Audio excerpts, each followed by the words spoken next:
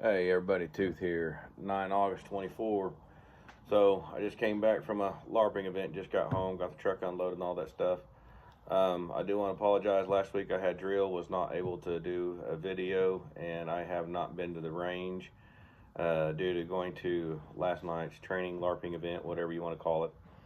Um, but we had a lot of fun at the deal, force on force type stuff, night land nav course and all that. And just to give you a heads up, last night was no moon, no stars, cloud cover. So there was hardly any ambient light in the park. So I'll just go ahead and kind of touch on the force on force deal since I'm kind of focusing this whole thing on nods right now. It is on my wish list. I don't have a set yet. Maybe someday I will. So we started out this whole situation is I was on the OP4 team, 4 personnel. There was a defending team of 6 personnel, and without running the illuminators, what we were finding out is the guys with the nods were having a hard time seeing through the trees, in the trees, and everything else.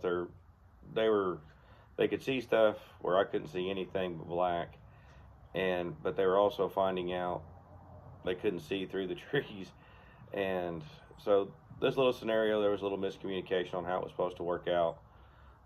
All four had an ambush set up, and defending team decided to stay and defend. All four, I guess, when we finally got tired of sitting there waiting, we went ahead. Team lead decided he wanted to go ahead and push an assault, and that's what we did. Split our 4-man team up into 2-man teams. There was basically a row of trees, roughly about 100 meters wide, and me and one guy took the road. The other team took the field to the south, and as we pushed up the road,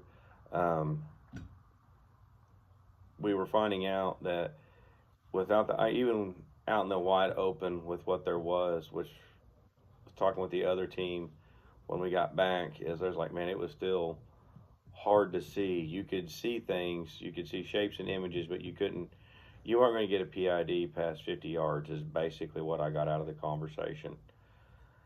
And so pushing on the assault, me and the one guy I'm with, we push up this road or trail, trail road, whatever you want to call it. It's something they've made on the property to move an ATV and side by sides around and stuff for doing work on the property. And as we're pushing up, we've hit their point guy who didn't have nods. The guy I was with, he took him out in the scenario. And then as we started to push up, we came right up onto the building, and the defending team with nods was having a hard time seeing us on my side with the guy I was working with because, one, we never came out of the tree line. We would stay inside the tree line, we'll wait for targets of opportunity, and we would take them out as it went. The other part of my team, went across the field to the far south side of the field, and they used a tree line on their backside to kill their silhouette, and they were able to push up and pull off long distance shots. And one of the neat things about this was having radios is what really communicated with the teams, pretty much doing minimal radio traffic until basically the start of the assault. Once the start of the assault started, it was working out real well for my team and the other team to communicate back and forth between the OP4 team. So one would call out, hey, I see this, is this you? No, this is not me, free shot, take it. Also being able to say, this is my location, this is where I'm at. Throw a signal, do something so your partner can see you. OP4 wound up taking out a 6-man team. We were outnumbered by 2. So what we found out in this whole scenario as we pushed through this whole thing, what it was is the nods weren't able to see inside the tree line, especially without the IR illuminators, kind of like you are looking at a tree line at dusk and not turning your flashlight on. So I just thought it was neat. I thought it was a pretty interesting deal that we went through. And even me, myself, without nods, I wound up having two guys silhouette themselves. One guy had nods. They couldn't see me. I saw them after they silhouetted themselves in a backdrop light and went ahead and took them out. So that's basically how it went. So all around, we conducted our AAR. A lot of these, a little more in-depth conversation was had in the AAR about this whole thing. For you that haven't been in the military, it's an after-action review or report. And so it was just basically, it was a huge deal finding out.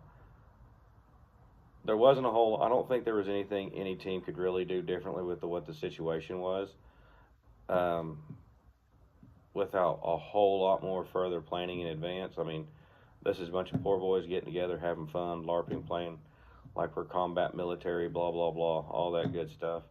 So, but it was a wake-up call. I mean, you talk about everybody right now, the state of the world, America, everybody's talking about Civil War 2.0, or people are, and predicting it and everything else. So maybe that's just a thought right there. Stay inside the tree line. They're not going to be able to see without nods. And if you got nods, make sure you're not running that IR illuminator. You're going to give yourself away. I do have experience hunting hogs and coyotes with thermals, and I will say the same thing. Thermals especially have a very hard time seeing through tree lines. You'll see the edge of the tree line, but unless there's a heat source in there, you're not going to see it. And I think that's probably about the only place where that would work. But even then, with what we did, we were 10, 12 feet inside the tree line. Even nods were going to have a hard time seeing us because all we were doing was looking for silhouettes and open targets. So anyway, I just thought I'd put that out there. Y'all have a good one. Tooth out.